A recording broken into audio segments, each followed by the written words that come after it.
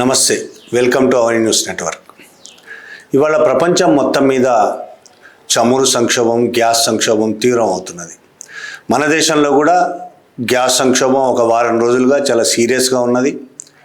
Oil సంక్షోభం కూడా రాబోయే కాలంలో ఉండే అవకాశం ఉన్నది అనేది అర్థమవుతున్నది. ముఖ్యంగా యుద్ధం ఇరాన్ మీద ఇజ్రాయిల్ దాడి చేసిన రోజు నుంచి దానికి ఇజ్రాయెల్కు మద్దతుగా అమెరికా కూడా ఇరాన్ మీద దాడులు చేస్తున్న రోజు నుంచి, అంటే పోయిన నెల 28వ తారీఖు ఫిబ్రవరి 28వ తారీఖు నుంచి ఇవాళ దాకా దాదాపు 21 రోజుల నుంచి జరుగుతున్న యుద్ధం వల్ల ఆయిల్ సంక్షోభం చాలా తీవ్రంగా ఉన్నది, గ్యాస్ సంక్షోభం తీవ్రంగా ఉన్నది. దేశాలన్నీ కూడా ఇందులో చిక్కుకుపోయి ఉన్నాయి. అయితే మరింత సీరియస్గా ఈ 2-3 రోజులు జరిగిన సంఘటనలు, ముఖ్యంగా 2 రోజులు జరిగిన సంఘటనలు మరింత సంక్షోభంలోకి తీసుకెళ్తున్నాయి. ఇరాన్ అతిపెద్ద ఆయిల్ రిఫైనరీ ఇరాన్లోని సంస్థ మీద ఇజ్రాయిల్ దాడి చేసిన తర్వాత జరుగుతున్న పరిణామాలు చాలా తీవ్రమైన సమస్యల్లోకి ప్రపంచాన్ని నెట్టే పరిస్థితి కనబడుతున్నది. ఇరాన్ ఆయిల్ కంపెనీ మీద దాడి చేసింది. దాని తర్వాత ఇరాన్ ఇజ్రాయిల్ ఆయిల్ కంపెనీ మీద దాడి చేసింది.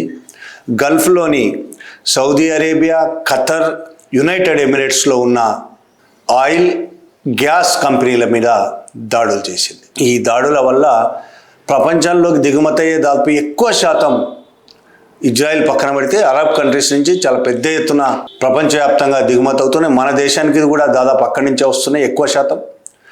గ్యాస్ అయితే ప్రధానంగా కువైత్ నుంచే వస్తున్నది, ఖతారు ఈ అరబ్ కంట్రీస్ నుంచే వస్తున్నాయి.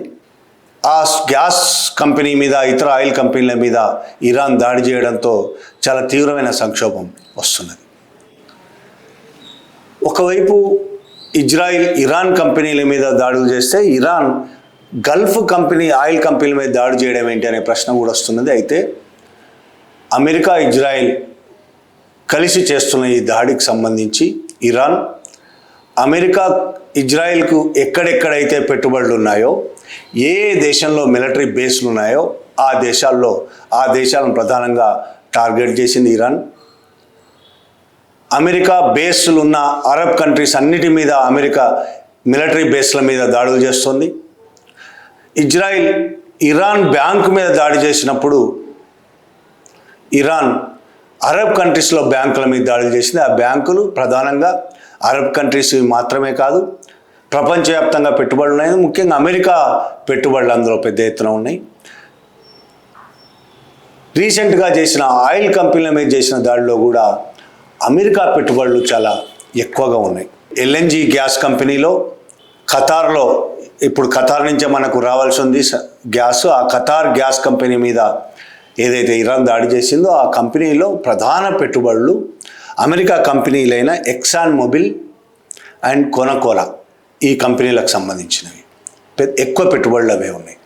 అక్కడ ఒక్క చెట్ట కాదు, యునైటెడ్ ఎమిరేట్స్లో ఇరాన్ దాడి చేసిన కంపెనీలో కావచ్చు, సౌదీ అరేబియాలో ఇరాన్ దాడి చేసిన కంపెనీలు మొత్తంలో దాదాపు అమెరికా కంపెనీల పెట్టుబడి 20 లక్షల కోట్ల రూపాయల పెట్టుబడి, అక్షరాల 20 లక్షల కోట్లు పెట్టుబడి ఉంది. ఆ పెట్టుబడికి దెబ్బ తగిలింది.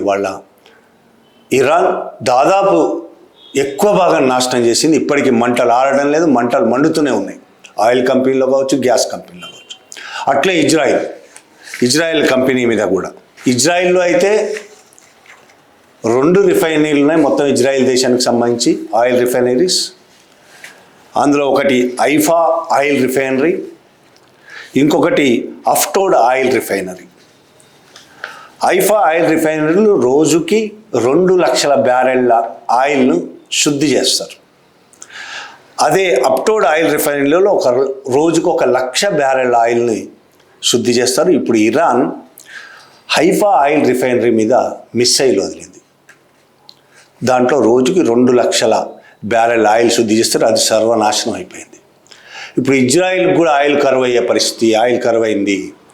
ఉన్నాయే 2, అందులో మెజారిటీ ఐఫా రిఫైనరీ కంపెనీ నుంచే వస్తుంది. రోజుకు 2 లక్షల బ్యారెళ్ళు. దాన్ని సర్వనాశనం చేసింది ఇరాన్.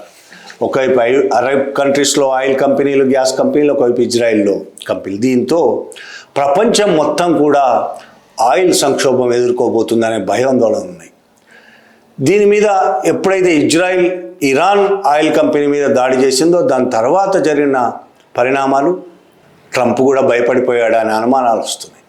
ఇజ్రాయిల్ కూడా ఒక అడుగు వెనక్కి వేసిన పరిస్థితి వస్తున్నది. అరబ్ కంట్రీస్ నుంచి ట్రంప్ మీద ఒత్తిడి, చాలా తీవ్రమైన ఒత్తిడి పెరిగిపోయింది. వాళ్ళ కంపెనీస్ మీద దాడి చేయడంతో అక్కడి నుంచి కూడా వాళ్ళ ఆర్థిక వ్యవస్థకు కూడా దెబ్బతినే పరిస్థితి రావడంతో ట్రంప్ మీద అక్కడి నుంచి ఒత్తిడి వస్తుంది.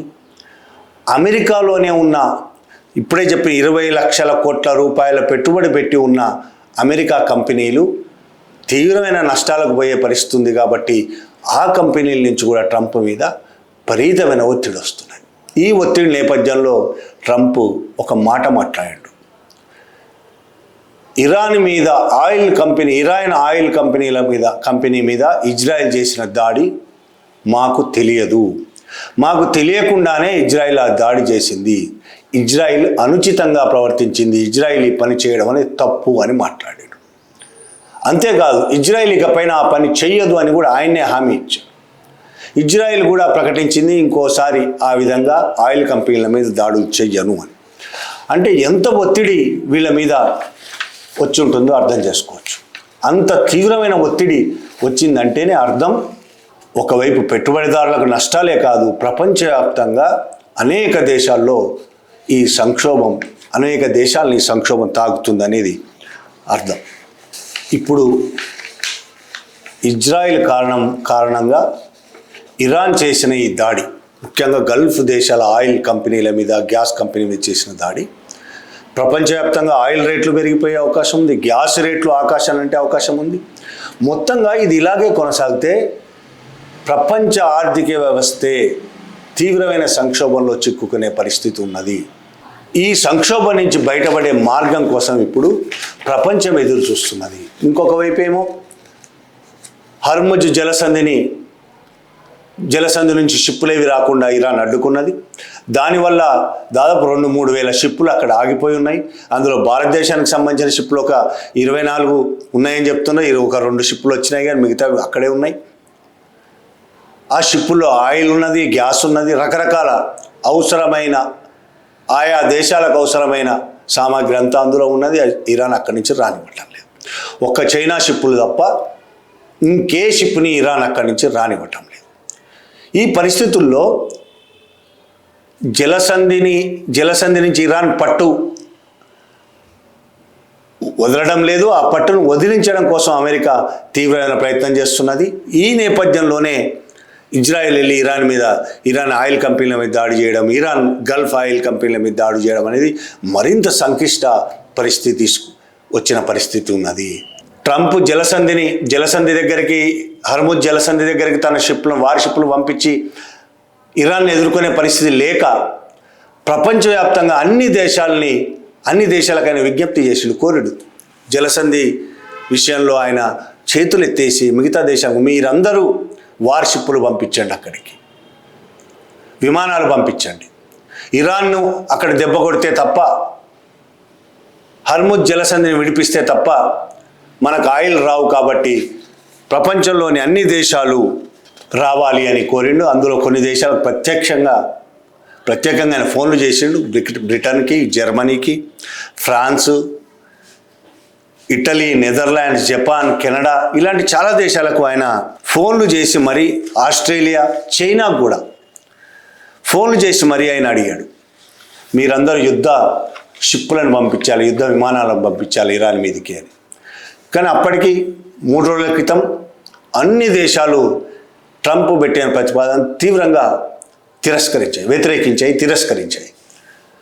ట్రంప్ను నమ్మి ఆయా దేశాలు ఆ యుద్ధంలో చిక్కుకోవడానికి సిద్ధంగా లేవు. చైనా అయితే ఎలాగో ఇరాన్కే సపోర్ట్గా ఉన్నదని ట్రంపే బహిరంగంగా చెప్తున్నాడు. రష్యా ఇరాన్కే సపోర్ట్గా ఉన్నది బహిరంగంగా చెప్తున్నాడు. ఇక నాటో దేశాలు కూడా, యూరప్ దేశాలు, బ్రిటన్ కానీ మిగతా దేశాలు కూడా ఈ యుద్ధంలో చిక్కుకోవడానికి సిద్ధంగా లేవు. అమెరికాను నమ్మి యుద్ధంలో, గతంలోనే అమెరికాను నమ్మి ఇరాన్ మీద యుఎస్ చేసిన యుద్ధంలో ఈ దేశాలు కూడా చిక్కుకున్నాయి. ఇట్లా అమెరికాను నమ్మడం వల్ల నట్టేట మునిగిన ఈ దేశాలన్నీ. కాబట్టి అమెరికా నమ్మి యుద్ధంలో చిక్కుకోవడానికి అవి సిద్ధంగా లేవు. చాలా సీరియస్గానే చెప్పాయి, బహిరంగంగా ప్రకటించాయి, మేము ఆ యుద్ధంలో చిక్కుకోవడానికి సిద్ధంగా లేవని. కానీ ఈ తాజా జరిగిన పరిణామాల నేపథ్యంలో, అంటే అరబ్ మీద ఇరాన్ చేసిన దాడి, ఈ నేపథ్యంలో కొన్ని దేశాలు మళ్ళీ తిరిగి ఆలోచన చేసి జలసంధి దగ్గరికి తమ షిప్పులను పంపించే ఏర్పాట్లు చేస్తున్నట్టు వార్తలు వస్తున్నాయి. ముఖ్యంగా United Kingdoms, Britain, Germany, Italy, Netherlands, Japan, కెనడాలు, ఫ్రాన్స్ కూడా తమ షిప్పులను పంపించడానికి, జలసంధి నుంచి తమ షిప్పులను, తమకు వచ్చే షిప్పులను తెప్పించుకోవడానికి, ఎస్కాట్గా కొన్ని షిప్పులను, యుద్ధం చేయడానికి కాదు, యుద్ధంలో ఇరుక్కోవడానికి కాదు అనేది చాలా స్పష్టంగా చెప్తూనే తమ షిప్పులను తెచ్చుకోవడానికి ఎస్కాట్గా వార్షిప్లను పంపించడానికి సిద్ధపడ్డాయనే వార్తలు వస్తున్నాయి. ఇక ఈ విషయంలో ఇండియా ఇంకేమీ నిర్ణయం తీసుకున్నట్టు లేదు, ఏమీ ప్రకటించలేదు. అయితే ఇంకొక విషయం ఇక్కడ మాట్లాడుకోవాల్సి ఉన్నది. ఇంతకు ముందు కూడా చాలాసార్లు వీడియోలో చెప్పాను. Modi Iran, Arab countries oil కంపెనీల మీద దాడులు చేయగానే మోడీ అరబ్ కంట్రీస్ అధిపతులకు ఫోన్లు చేశాడు. Qatar Amir Sheikh Tamim bin Hamad Al Thani, Qatar రాజు, అలాగే జోర్డాన్ కింగ్, యుఏఈ ప్రెసిడెంట్, వీళ్ళకి ఫోన్లు చేశాడు. వీళ్ళకి ఫోన్లు చేసి ఇరాన్ చేసిన దాడిని తీవ్రంగా ఖండించాడు. మీకు మద్దతుగా నిలబడతాడని కూడా ఆయన ప్రకటించాడు. మోడీ స్వయంగా, ప్రధానమంత్రి స్వయంగా. తప్పేం లేదు. ఒక దేశం ఇంకొక దేశం మీద దాడి చేసినప్పుడు ఖచ్చితంగా ఈ విధంగా ఆ దేశాలకు మద్దతుగా నిలబడాల్సిన అవసరం ఉన్నది. కానీ ఇదే మోడీ ఇరాన్ మీద ఇరాన్ ఆయిల్ కంపెనీస్ మీద ఇజ్రాయెల్ దాడి చేసినప్పుడు ఇరాన్ వాళ్లకు ఫోన్లు చేయలేదు. ఇజ్రాయెల్ ఇరాన్ అధ్యక్షుడిని, చీఫ్ని చంపినప్పుడు కూడా మోడీ ఫోన్ చేయలేదు. ఇరాన్ ముఖ్య నాయకులందరినీ ఇజ్రాయెల్ ఎంచి చంపుతున్నప్పుడు కూడా మోదీ ఫోన్ చేయలేదు. ఇరాన్ షిప్పు మన భారతదేశం అతిథిగా వచ్చి వెనక్కి పోతుంటే ఇండియన్ ఓషన్లోనే శ్రీలంక దగ్గరలో షిప్ను అమెరికా దాడి చేసి ముంచేస్తే కూడా ఇరాన్కి మోడీ ఫోన్ చేయలేదు. ఎవరికి ఫోన్ చేశాడు? అరబ్ కంట్రీస్కి మాత్రం ఫోన్ చేశాడు. అది అవసరాలని అనుకోవచ్చు, కానీ ఇక్కడ అలీనం లేదు. అమెరికాకు వ్యతిరేకం ఉన్న ఎవరికి కూడా మోడీ సింపతి చూపించడానికి కూడా సిద్ధపడట్లేదు. కనీస సింపతి, మానవత్వంతో కూడిన సింపతి కూడా చూపించడానికి మోడీ సిద్ధపడడం లేదు. ఒకప్పుడు మన భారతదేశం అలీన దేశంగా ఉండి ఏ దేశాల మధ్య యుద్ధం జరిగినా స్వతంత్రంగా నిలబడి ఏ దేశానికి సపోర్ట్ చేయకుండా యుద్ధాన్ని ఆపడానికి శతవిధాల ప్రయత్నం చేసేది ఇండియా. దాని మీద ఒత్తిడి తీసుకొచ్చేది ఆ రెండు దేశాల మీద. కానీ ఇవాళ పరిస్థితి మారిపోయింది. అమెరికాకు, ఇజ్రాయెల్కు మద్దతుగా నిలబడే పరిస్థితి దాపురించింది ఇవాళ. దానివల్ల ఇండియా ఏమన్నా బాగుకున్నదా, ఏమన్నా ప్రయోజనం పొందిందంటే అది కూడా ఏం లేదు. ఇండియాకు ఎలాంటి ప్రయోజనం జరగలేదు అమెరికా, ఇజ్రాయెల్ వల్ల. నష్టమే తప్ప లాభం ఏమాత్రం లేదు. అమెరికా, ఇజ్రాయెల్ వల్ల మనం అతి చౌకగా కొనుక్కునే రష్యా ఆయిల్ని కొనలేకపోతున్నాం, అతి చౌకగా కొనుక్కునే ఇరాన్ ఆయిల్ను కొనలేకపోతున్నాం. అమెరికా పెట్టిన షరతులతో, అమెరికా బెదిరింపులతో నువ్వు రష్యా దగ్గర ఆయిల్ కొనవద్దు అంటే కొనడం మానేశాం, ఇరాన్ దగ్గర ఆయిల్ కొనవద్దు అంటే కొనడం మానేశాం. అంటే అమెరికా చెప్పినట్టు వినడం వల్ల ఇవాళ మన అలీన విధానాన్ని పక్కన పెట్టేసి అమెరికాకు జో హుకుం అని, జీ హుజూర్ అనే పరిస్థితి మనం తెచ్చుకున్నాం. ఇంకొక వైపు ఏమి ఇప్పుడే తెలుస్తున్న వార్త, ఇరాన్ మీద ఇంతవరకు అమెరికా పెట్టిన ఆంక్షలు, ఇరాన్ ఇవాళ ఈ యుద్ధ పరిస్థితి కారణం కూడా చాలా కాలంగా కొనసాగుతుంది. ఒక్క రోజులో వచ్చిన యుద్ధం కాదు. కొన్నేళ్లుగా అమెరికా ఇరాన్ మీద ఆంక్షలు విధించింది. ఇరాన్ నుంచి ఎవరు ఆయిల్ కొనొద్దని, ఇరాన్కి ఎవరు ఏం అమ్మొద్దని. ఆ ఆంక్షల్ని, ఆయిల్ కొనొద్దు అనే ఆంక్షల్ని, ఇరాన్ ఆయిల్ కొనొద్దు అనే ఆంక్షలు అమెరికా సడలించింది అనే వార్తలు వస్తున్నాయి. అంటే ఇరాన్ నుంచి ఎవరైనా ఇప్పుడు ఆయిల్ కొనొచ్చు. అమెరికా పర్మిషన్ ఇచ్చింది కాబట్టి మోడీ కూడా ఇరాన్ నుంచి ఆయిల్ కొనొచ్చు అతి తక్కువ ధరకి. ఇరాన్ మొదటి నుంచి మనకు 2019 దాకా అమెరికా ఆంక్షలు విధించే దాకా, అమెరికా కొనొద్దు ఇరాన్ దగ్గర అని మనను బెదిరించిన దాకా కొన్నాం మనం. కొన్నప్పుడు ఇరాన్ అంతర్జాతీయ మార్కెట్ రేటు కంటే 12% తక్కువ రేటుకి ఇచ్చింది మనకి ఆయిల్ని. అంతర్జాతీయ మార్కెట్ రేటు కంటే కూడా 12% తక్కువ రేటుకి ఇచ్చింది. మన రూపాయల్లో మనం డబ్బులు ఇస్తే తీసుకున్నది, డాలర్లలో కాదు, మన రూపాయల్లో డబ్బులు ఇస్తే తీసుకున్నది. ఆ డబ్బుల్ని మన బ్యాంకుల్లోనే దాచిపెట్టింది. యూకో బ్యాంకులో, యూకో బ్యాంకులో ఇరాన్ దాచిపెట్టింది. అలా దాచిపెట్టిన లక్షల కోట్ల రూపాయల వల్ల యూకో బ్యాంకు నిలబడింది.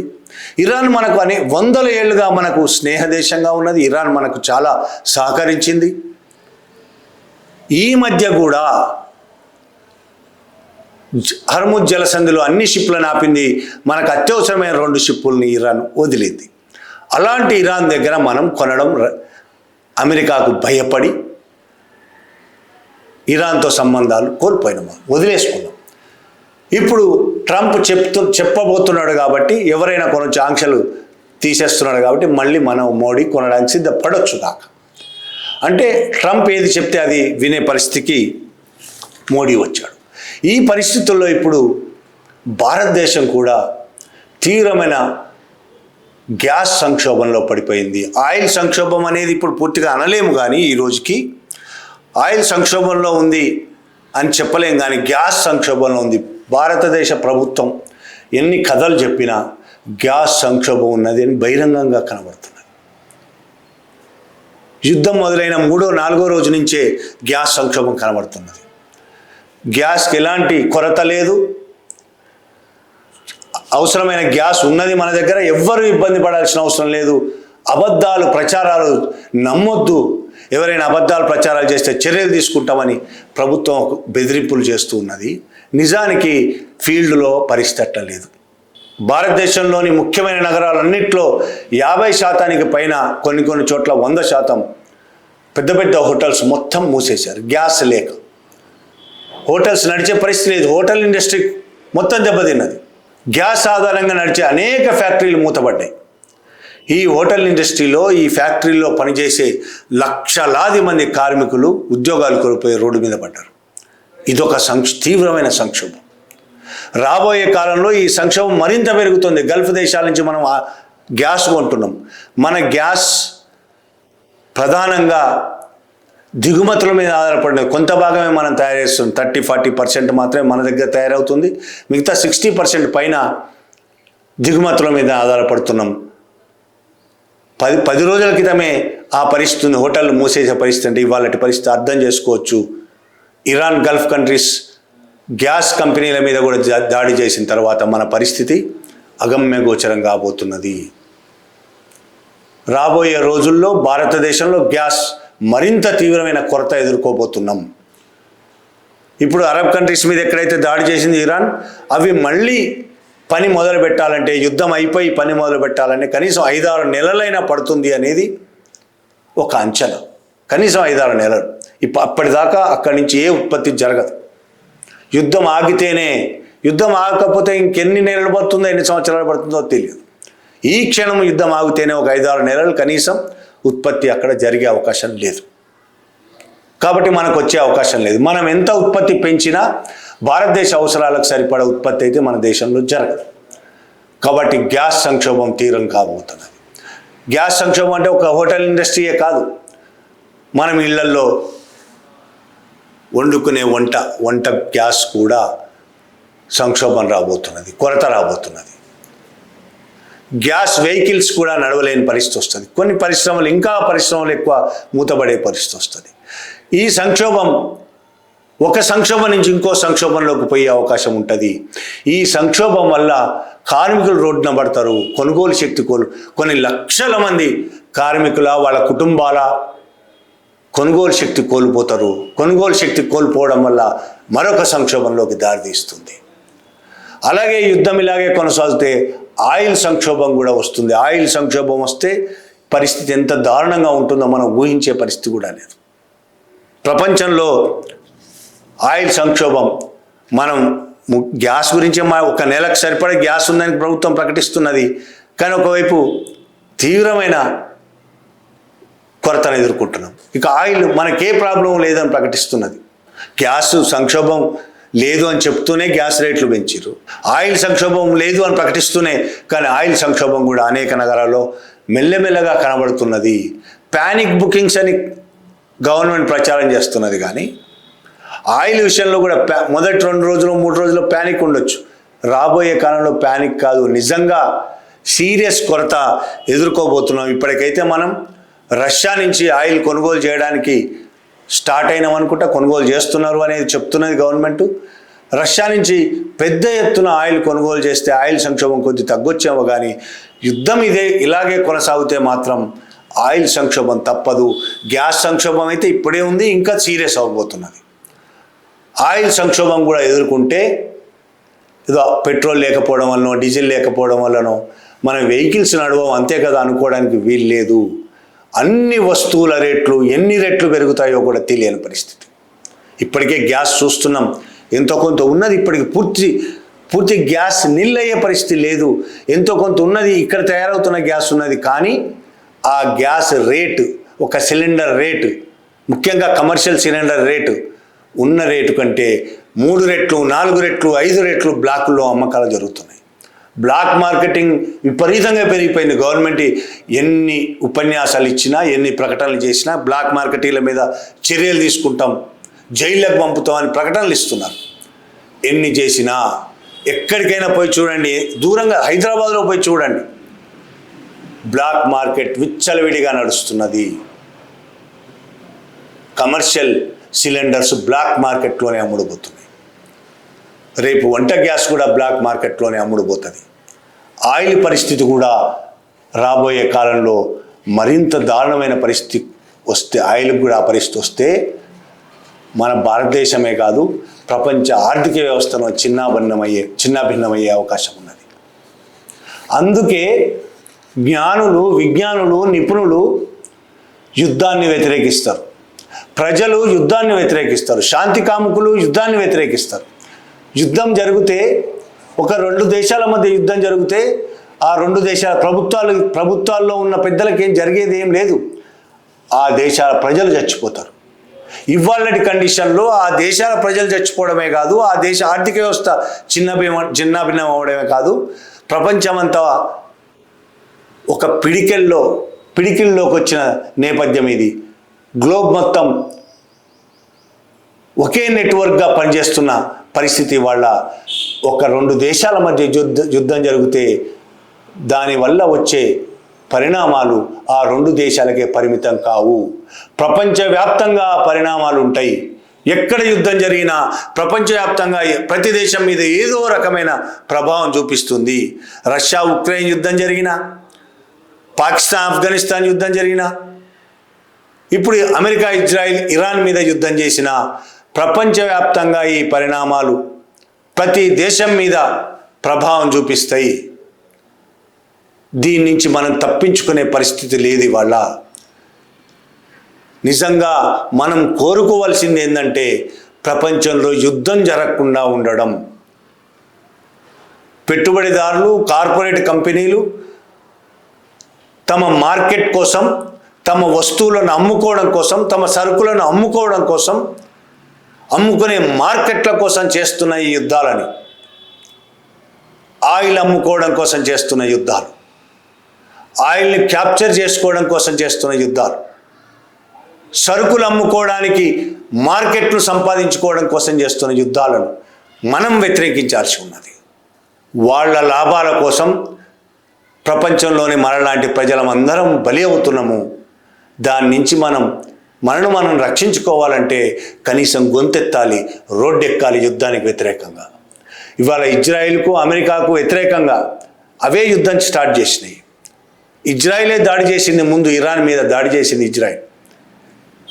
అనేక మంది అమెరికన్ సెనేటర్లు చెప్తున్నారు, అమెరికన్ ముఖ్య పదవుల్లో ఉన్న వాళ్ళు చెప్తున్నారు, ఇరాన్ నుంచి అమెరికాకు ఎలాంటి ముప్పు లేకుండే, ఎలాంటి ముప్పు లేదు, ఇరాన్ దాడి చేసే అవకాశమే లేదు, కానీ దాడి చేస్తుందని ప్రజలను నమ్మించి ప్రచారం చేసి ఇజ్రాయెల్ ఒత్తిడితో ట్రంప్ ఇరాన్ మీద దాడి చేశాడు. లేని భయాన్ని కల్పించడం అనేది అమెరికాకు అలవాటు, లేని బూచిని చూపించడం అనేది అమెరికాకు అలవాటు. ఇరాక్ మీద దాడి చేసినప్పుడు అదే చేసింది, ఆఫ్ఘనిస్తాన్ మీద దాడి చేసినప్పుడు అదే చేసింది. ఇవాళ ఇరాన్ మీద దాడి చేస్తూ అదే చేస్తుంది. ఒక బూచిని చూపించి, లేని దాన్ని చూపించి, ప్రచారం చేసి, దానివల్ల ఇవాళ ప్రపంచం వినాశనం వైపు దారితీస్తున్నది. దీన్ని వ్యతిరేకించడానికి మనం రోడ్డెక్కాల్సిన అవసరం ఉన్నది. యుద్ధం వద్దు, శాంతి కావాలి అని మనం కోరుకోవాల్సిన అవసరం ఉంది. ఆ యుద్ధంలో రేపు అమెరికా గెలుస్తుందా, ఇరాన్ గెలుస్తుందా, ఇజ్రాయిల్ గెలుస్తుందా? ఎవ్వరు గెలిచినా ఓడిపోయేది ఈ ప్రపంచంలోని ప్రజలందరం. ఇరాన్ ప్రజలు, అమెరికా ప్రజలు, ఇజ్రాయిల్ ప్రజలు కూడా, మనం కూడా, భారతదేశ ప్రజలు కూడా, ప్రజలందరం ఓడిపోతాం. మన జీవితాలు నాశనం అవుతాయి. అందుకని మనం యుద్ధాన్ని కోరుకోవద్దు, యుద్ధాన్ని వ్యతిరేకించాలి. ఇజ్రాయిల్ అది చేసింది, ఇరాన్ ఇది చేసింది అని గొప్పలు పోవడం కాదు, యుద్ధాన్ని వ్యతిరేకించాలి. ఇరాన్ చేస్తున్నది ఆత్మరక్షణ యుద్ధం మాత్రమే. ఇరాన్ యుద్ధం చేయట్లేదు, ఇరాన్ దాడి చేయలేదు, ఆత్మరక్షణ చేసుకుంటుంది. ఇరాన్, అమెరికా, ఇజ్రాయిల్ చేస్తున్న దాడిని తిప్పికొట్టడానికి, తన ఆత్మరక్షణ చేసుకోవడానికి మాత్రమే యుద్ధం చేస్తుంది తప్ప ఇరాన్ దాడి చేయలేదు. ఇరాన్ మంచిదా, ఇరాన్ ప్రభుత్వం మంచిదా, చెడుదా, ఇక్కడ ఆ చర్చే కాదు అసలు. ఎవరు మంచి, ఎవరు చెడు చర్చ కాదు ఇక్కడ. ఎవరి ప్రయోజనాల కోసం ఎవరు దాడులు చేస్తున్నారు, ఎవరి ప్రయోజనాల కోసం ఎవరు యుద్ధం చేస్తున్నారు. అమెరికా, ఇజ్రాయెల్ కంపెనీల ప్రయోజనాల కోసం జరుగుతున్న ఈ యుద్ధంలో మనం బలి కావద్దంటే మనం రోడ్డెక్కి శాంతి కావాలని నినదించాల్సిన అవసరం ఉన్నది. లేదంటే ఆ యుద్ధం ఆగకపోతే, మనం శాంతి కావాలని నినదించినంత మాత్రం యుద్ధం ఆగుతుందని కాదు, కానీ ప్రపంచవ్యాప్తంగా ప్రజలు రోడ్డెక్కి అమెరికాకు, ఇజ్రాయెల్కు వ్యతిరేకంగా ఆ యుద్ధకాంక్షకు వ్యతిరేకంగా నిలబడితే కనీసం వెనక్కి తగ్గుతుందేమో అని అనుకొని వెనక్కి తగ్గే అవకాశం ఉంది. కాబట్టి మనం రోడ్డెక్కాల్సిన అవసరం ఉంది, లేదంటే ప్రపంచం బలి అవుతున్నది. Thank you very much.